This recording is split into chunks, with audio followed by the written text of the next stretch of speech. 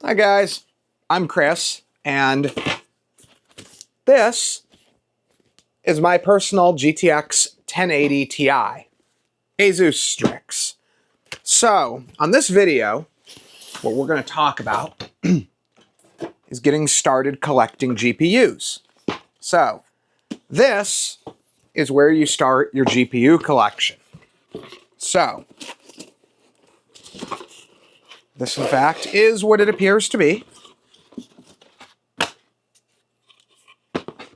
GTX 1080 Ti. And it works too. I actually have two of them. Both of them work. So the easiest place to start collecting GPUs is to start with your own GPUs.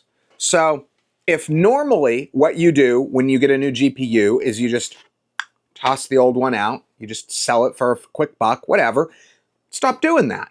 Now, I think most people who have a use for a high-end GPU probably have a use for at least two high-end GPUs. You know, it's always good to have a spare if you need to send yours in for service. You know, if you've got like a brand new 4090, 5090, something like that, and it's possible it could be under warranty. It's nice to have a nice, because chances are, it's not a guarantee, but if you've got something like a 5070, 5080, 5090, 4080, something like that, the chances are very high that whatever GPU that you had before that was probably also a pretty nice GPU, whether it was GTX 1080 Ti, maybe something a little newer, you know, 2080 Ti, 3060, whatever, you know, a decent, good GPU. I mean, even like a 980 Ti. 980 Ti is still a good card. I'm still messing around with 980 Ti's, get good performance out of them. So if you've got one of those previous older GPUs, instead of selling it to make an extra 80 bucks or whatever, it's not that much money. If you can afford a new GPU, you can probably justify, not getting an extra $80 for your old GPU, right? So that's where you start collecting. Then probably the easiest way to start collecting after that is to go after the 1080 Ti is kind of a card that you want to have in your collection. It's largely considered the greatest video card of all time. But you don't necessarily have to buy a Strix. You don't necessarily have to buy an FTW3. Maybe a random, I don't know, maybe a random HP out of an HP Obelisk comes up for 30 bucks, 50 bucks, something like that. You never know the deals that you'll find. I got one of these for 50 bucks. I got actually slightly nicer than this one, an EVGA FTW3. The guy gave it to me for 50 bucks. He was happy to do so too. You never know what you're going to find. Typically, the easiest way is to start with less desirable models. So, like I said, you end up with maybe like something out of a pre-built, like that's, HP, Dell, something like that. Maybe you end up with, a vanilla Founders Edition, whatever. You end up with something like that. Same with, important cards. There are just certain cards that are important in GPU history more so than others.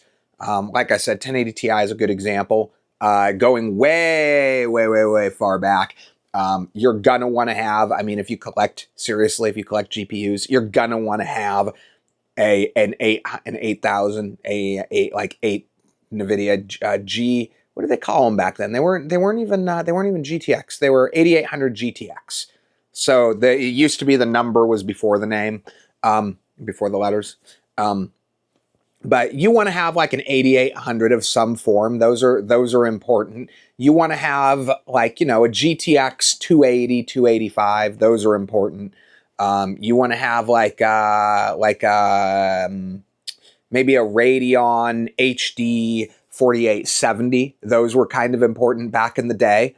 A little bit newer, you look at like Radeon. Now is a good time for picking up Radeon R9 290Xs.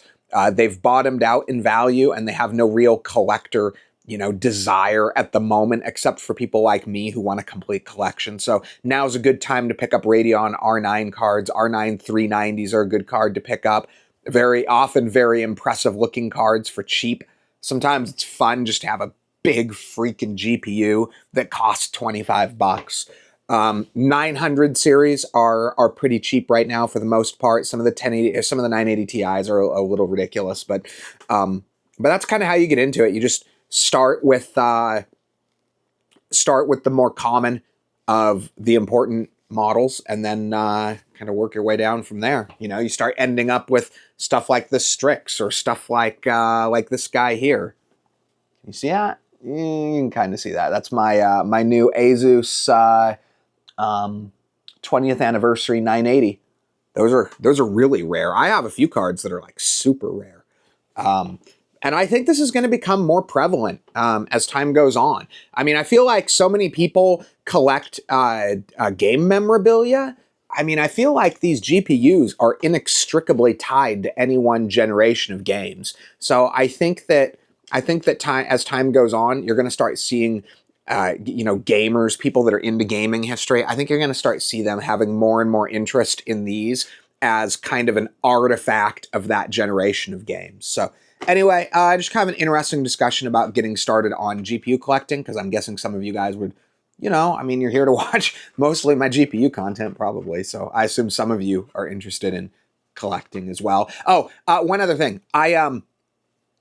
Some people like to collect them and put them in like big cases, and they'll have them, you know, just kind of like that, you know, look at my cool GPUs. I don't do that. Because I think most of those people don't buy them for use. They buy them for display.